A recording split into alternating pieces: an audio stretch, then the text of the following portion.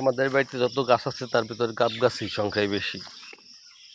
একটা গাব গাছের নিচে এসে দেখলাম শতে শতে গাব নিচে পড়ে আছে, খাওয়ার লোক নাই। আমি যখন বাড়িতে ছিলাম তখন প্রচুর গাব খেতাম, আর আব্বা আম্মার বকা খেতাম, কারণ গাব খেলে দাঁত কালো হয়ে যেত। কিন্তু তারপরও গাব খাওয়া বন্ধ করতাম না।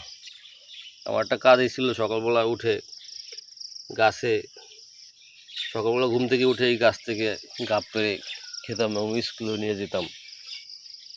বন্ধু বান্ধব যারা ছিল স্কুলের তাদেরকে খেতে দিতাম। তারপর সবাই দাঁত কালো করে স্যারদের বকা খেতাম। দেখেন কত পরিমাণে গাব গাছের নিচে পড়ে আছে, খাওয়ার লোক নাই।